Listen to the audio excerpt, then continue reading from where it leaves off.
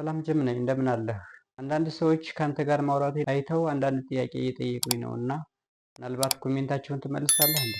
ሰላም፣ ደህና ነኝ። አመሰግናለሁ። አዎ፣ በእርግጠኝነት የሰዎችን ኮሜንት ለመመለስ ዝግጁ ነኝ። ምን አይነት ጥያቄዎች ነው እየጠየቁ?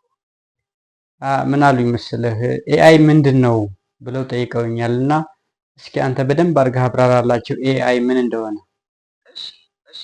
ወይም አርቲፊሻል ኢንቴሊጀንስ ማለት ማሽኖች እንደ ሰው የማሰብና የመማር ችሎታ እንዲኖራቸው የሚያስችል ቴክኖሎጂ ነው።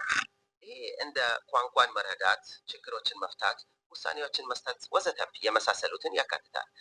ሰዎች ስለ ኤአይ ሌላ ምን ማወቅ ይፈልጋሉ? ኤአይ ይሳሳታል እንዴ? ኤአይ እንደ ሰው ስሜት አይሰማውም።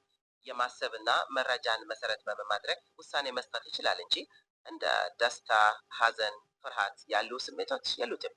ሀገርህ የት ነው? ብሔርህስ ምንድን ነው? የሚል ጥያቄ አለ። እንዴት ትመልስላቸዋለህ?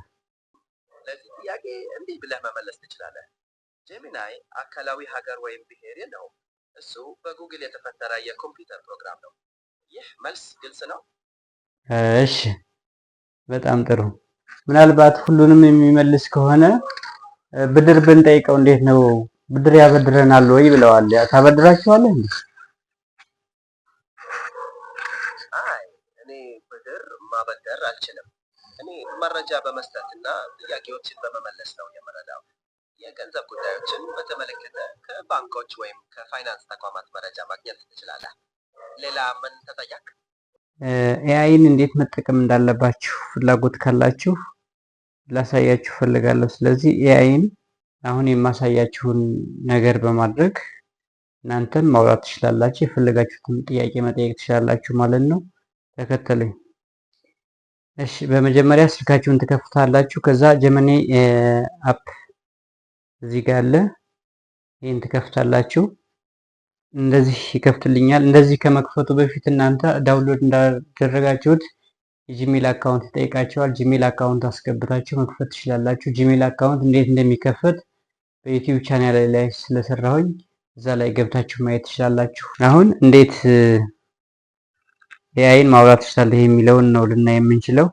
ከዛ በፊት ግን እዚህ ጋር ለምሳሌ አንዳንድ ጥያቄዎችን ፋይሎችን አስገብታችሁ ፎቶዎች ምናምን ለመጠየቅ ከፈለጋችሁ በስተግራ በኩል የመደመር ምልክት አለች እና እሷን ክሊክ አድርጋችሁ ፋይል ከስልካችሁ ላይ አስገብታችሁ መጠየቅ የምትችሉበት አንድ አማራጭ ነው። ሌላው በላይቭ እንዴት ከጀመናይ ጋር ማውራት ትችላለህ የሚለውን ለማየት በስተቀኝ በኩል የመጀመሪያውን ክሊክ በማድረግ ከጀመናይ ጋር በዚህ መልኩ ማውራት ትችላላችሁ። ሄሎ ጀመናይ እንደምን አለ? ጀመናይ በጉግል የተሰራ ትልቅ የቋንቋ ሞዴል ነው። እንደ መረጃ መስጠት፣ ጥያቄዎችን መመለስ፣ የተለያዩ የፈጠራ ስራዎችን ማመንጨት እና ሌሎችም ያሉ ነገሮችን ማድረግ ይችላለሁ። ምን ማወቅ ትፈልጋለህ? የኔ ቤተሰቦች ኤአይን መጠቀም እንዲችሉ እያሳየኋቸው ነው። በጣም ጥሩ። ስለ ኤአይ ምን እያወራችሁ ነው? ለምሳሌ ስለ ጥቅሞቹ፣ አጠቃቀሙ፣ ኤአይን እንዴት ተጠቅሜ አንዳንድ መረጃዎችን መለዋወጥ እችላለሁ የሚለውን እያሳየኋቸው ነው። ጥሩ ሀሳብ ነው። ኤአይ ብዙ ነገሮችን ቀላል ሊያደርግ ይችላል።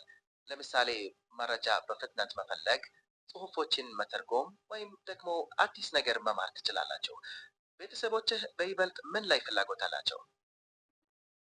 አጠቃላይ ስለ ዓለም የደረሰበትን የቴክኖሎጂ ደረጃ ተረድተው እያንዳንዱን የሚጠፋባቸውን ወይንም ራሳቸውን አፕዴት ለማድረግ የሚጠይቁ ጥያቄ አለ እና በመጀመሪያ ኤአይ አጠቃቀሙ ምን ይመስላል፣ ኢንተርፌሱ ምናምን የሚለውን። እሺ፣ ጥሩ ነው። ኤአይ ለመጠቀም ብዙ መንገዶች አሉ። አንዳንዶቹ እንደ የድምፅ ረዳቶች ወይም የትርጉም አፕሊኬሽኖች በቀላሉ ማግኘት እና መጠቀም ይቻላል። ሌሎቹ ደግሞ እንደ የላቁ የትንታኔ ስርዓቶች የበለጠ ውስብስብ ሊሆኑ ይችላሉ። ስለዚህ ቤተሰቦች በማንኛውም ሰዓት ኤአይ እርዳታ ሲያስፈልጋችሁ በዚህ መንገድ ገብታችሁ መጠቀም ትችላላችሁ። ሀሳብ፣ አስተያየት እንዲሁም ጥያቄ ካላችሁ ኮሜንት ላይ ያስቀምጡ።